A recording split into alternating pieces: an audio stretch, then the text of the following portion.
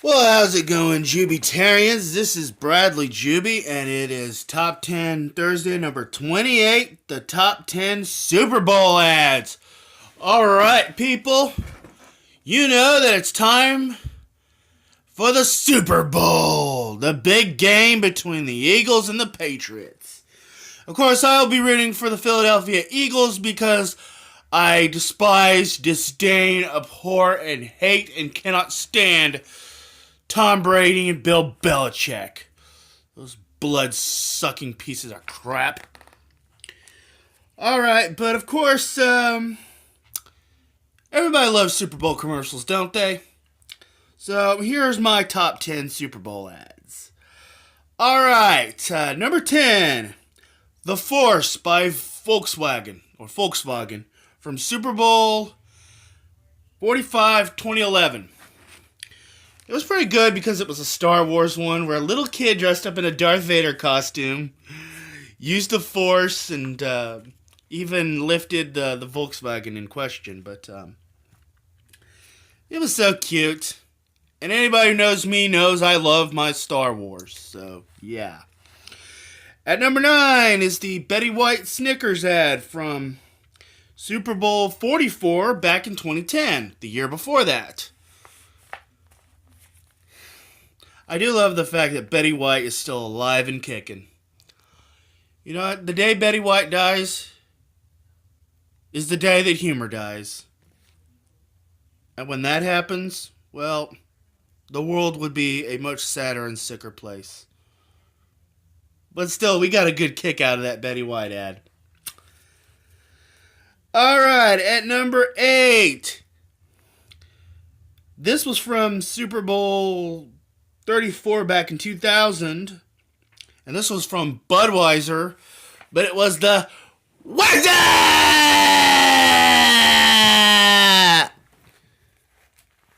What's up? What you doing? Nothing. Chilling.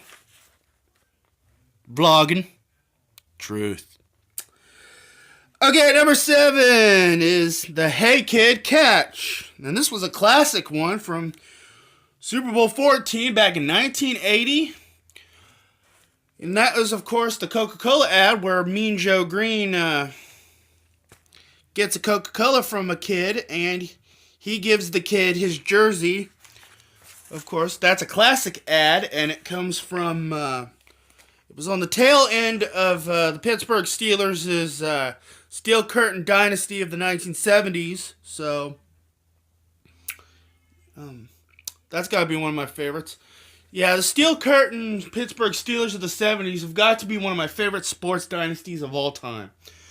I guess we'll talk about sports dynasties on a future Top 10 Thursdays, so stay tuned on that. Alright, number 6, the What We Do ad from Chrysler, also known as Imported from Detroit. And it was a pretty poignant ad because this was back during the recession when Chrysler just declared bankruptcy and, you know, the auto industry was trying to bounce back. And,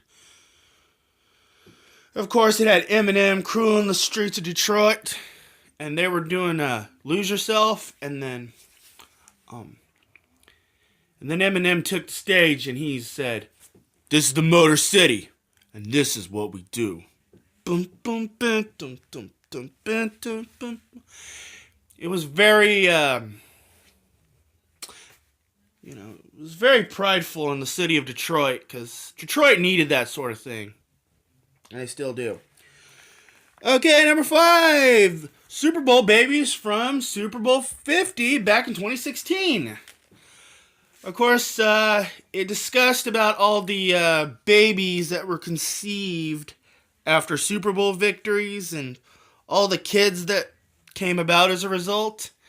And then, of course, it was they were singing Kiss from a Rose by Seal.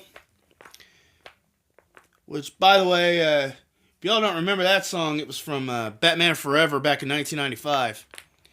Yeah, but anyway, it was still a pretty fun commercial. Yeah. At Kansas City, please win a Super Bowl and make some Super Bowl babies pretty soon. I'm waiting. Anyway, number 4, I think, is also a Budweiser ad from Super Bowl 29 back in 1995, and it is the Frogs. I think it was from that year, but the Budweiser Frogs. Budweiser. Budweiser. Budweiser. You get the point. I do have a liking for frogs, by the way. Frogs are nice, fun creatures. They have such a sense of humor. 'Cause it's not easy being green. Oh.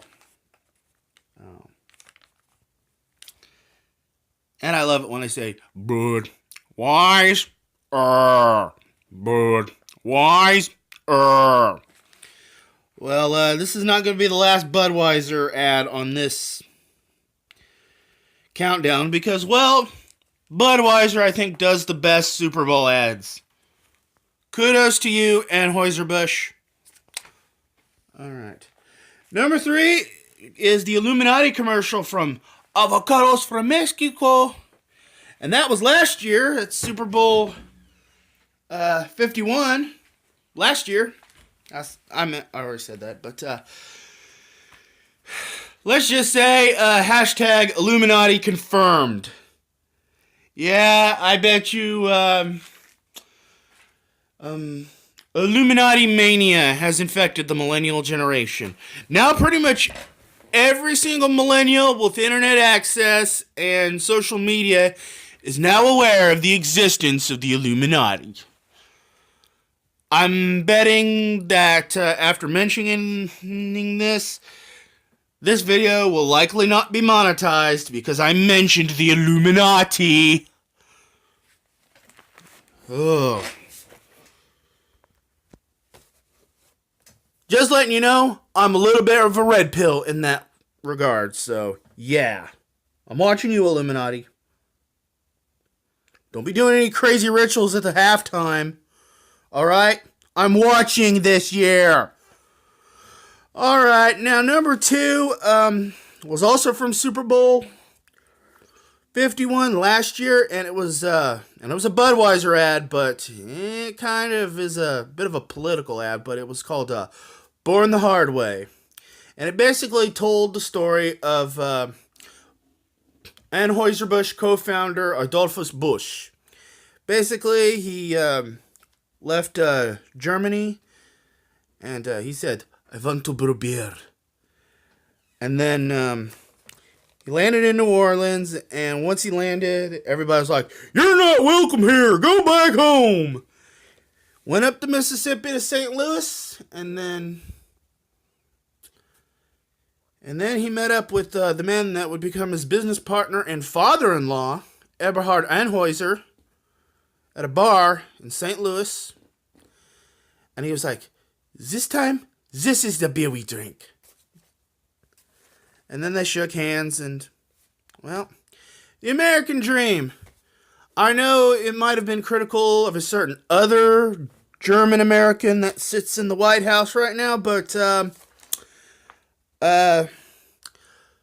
it did make me proud to be a German American. So, kudos to you, Budweiser, representing Deutschland. All right, and the last number 1 here. Number 1 is the Magic Fridge, which was a Bud Light ad from Super Bowl 40 back in 2006. Basically, 2 guys were putting some Budweiser in the fridge, or Bud Light, and then they were trying to revolve it, thinking that they were hiding it from people, but then it revolves into an apartment next door, and the guys are like, the Magic Fridge is back! And they're helping themselves to all kinds of Bud Light. And then the commercial ends with them like, Magic Fridge, Magic Fridge. Alright, don't forget Freeform Match Friday tomorrow, and I may try to live stream during halftime of the Super Bowl. You heard it first. This is Bradley Juby saying peace out and enjoy the game.